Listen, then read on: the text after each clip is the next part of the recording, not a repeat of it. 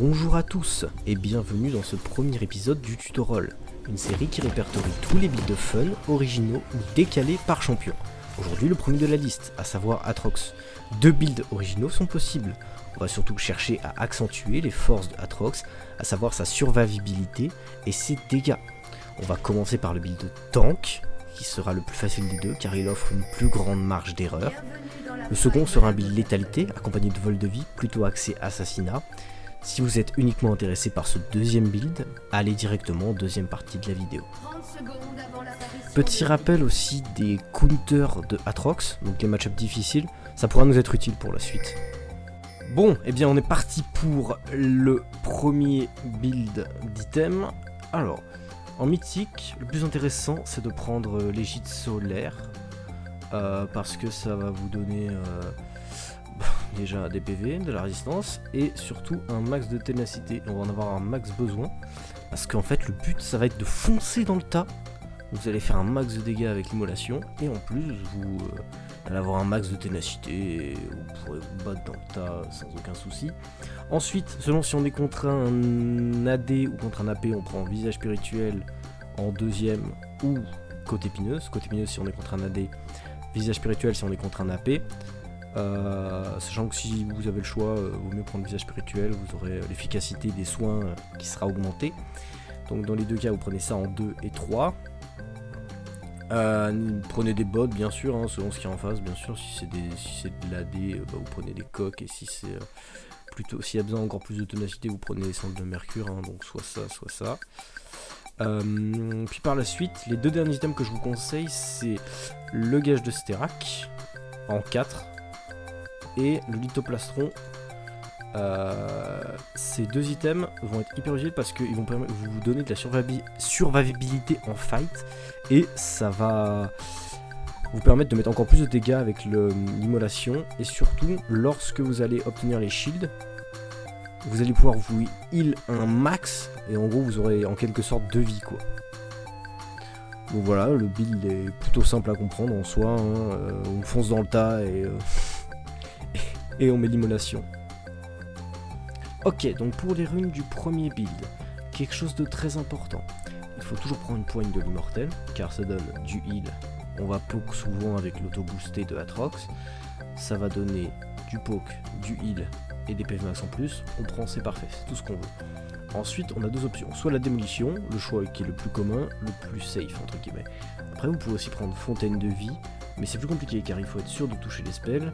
Ça peut être puissant, mais faut toucher vraiment des spells sur beaucoup de monde pour que ce soit efficace. Donc je vous conseillerais plutôt de prendre démolition. Ensuite, vous pouvez prendre soit ça si vous êtes contre un champion à burst, ça si vous êtes contre un champion qui poke, et ça si vous êtes comme moi, un gros feignant. Donc moi je prends ça, mais voilà, vous n'êtes pas obligé. Ensuite, vous pouvez prendre revitalisation ou inébranlable, parce que Aatrox scale pas très bien sur les PV, donc sur croissance c'est pas fou. Soit revitalisation, ça va donner du heal, etc. Aatrox quoi. Soit inébranlable. Inébranlable c'est bien s'il y a vraiment besoin de beaucoup de ténacité. Mais sinon c'est pas fou. Donc moi je prends plutôt revitalisation. Et ensuite vous prenez chasseur vorace et goût du sang classique. Ensuite vous pouvez axer un peu plus tank. Par exemple si vous êtes contre un hard carry AD, vous pouvez prendre deux armures dans les runes complémentaires. Ou alors vous pouvez prendre ça si vous êtes un peu entre les deux.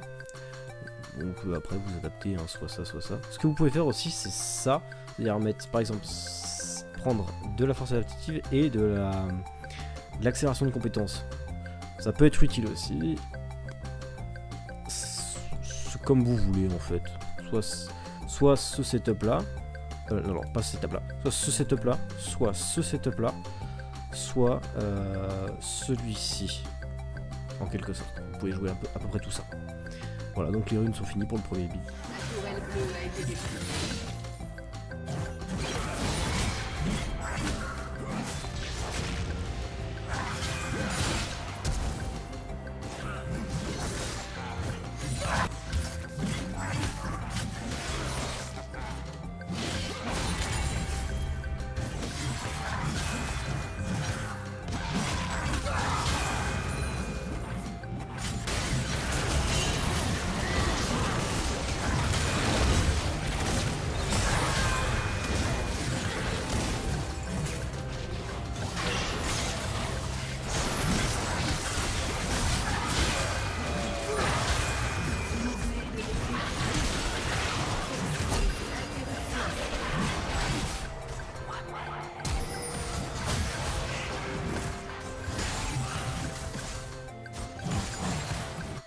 Bon, on est parti pour le deuxième build, du coup cette fois-ci le build de l'état. Donc on va prendre bien évidemment l'éclipse, car il va nous donner de l'omnivampirisme, ce qui est très fort sur Atrox. On va partir là-dessus directement. Ensuite, alors au moment où je sors cette vidéo, l'épée sanglante est encore là, mais elle va être supprimée. Donc selon quand vous la regardez, elle sera peut-être plus disponible. Donc vous prenez soit ça, et si elle n'est plus disponible, vous prenez directement le troisième item qui est l'Ayumu, qui va vous permettre d'avoir de la mobilité, etc. Vous prenez bien évidemment entre tous ces items là quand vous pouvez des bottes, bottes de lucidité de préférence, parce que ça va vous permettre d'avoir vos sorts plus souvent, et ça on apprécie sur Atrox l'état. Ensuite, un autre item qui est très important et qui peut être très utile, c'est le manteau de la nuit, car vous allez prendre bien évidemment un shield, et ça va vous permettre de tanker un peu dans les fights, parce que sinon vous faites one shot et c'est moyen.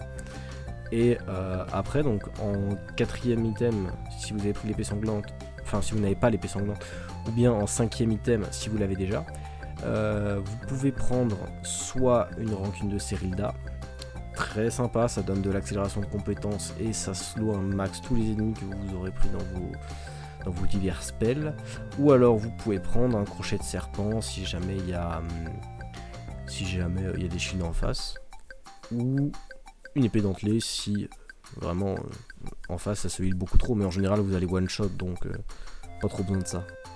Voilà. Bon voilà, hein, le stuff là est fini. Donc si on prend un stuff classique, normalement ce serait quelque chose comme ça, voilà. Vous pouvez prendre ça aussi, c'est pas mal, l'hydre vorace.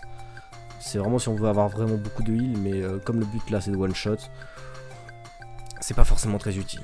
Et donc si on enlève l'épée sanglante, si elle a été supprimée pour vous, vous pouvez prendre un crochet de serpent dans l'idéal.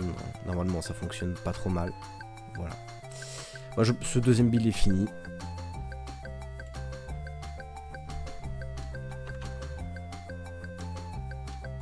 Ok, donc les runes du deuxième build.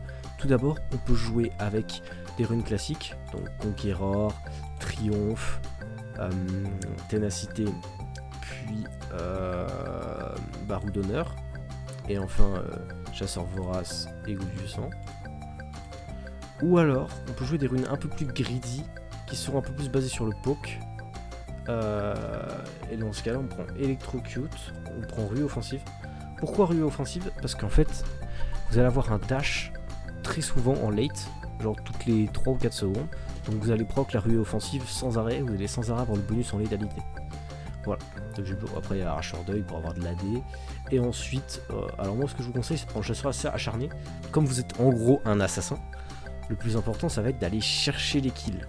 Voilà, de pas rester juste sur la top lane et d'aller chercher les kills. Souvent, surtout bien souvent, le top laner, vous n'allez pas pouvoir le one shot. Donc, je vous conseille Chasseur acharné. Et ensuite, alors, le mieux, je pense, c'est de prendre Triomphe et Coup de grâce. Pourquoi ces deux-là? Parce que Triomphe, ça va vous permettre de récupérer de la vie lors des fights. Et c'est ce dont vous allez avoir hyper besoin, parce que sinon vous allez mourir super vite. Et deuxième chose, coup de grâce. Pourquoi coup de grâce? C'est juste pour KS et prendre des kills. Voilà, c'est tout. Ça sert à rien d'autre.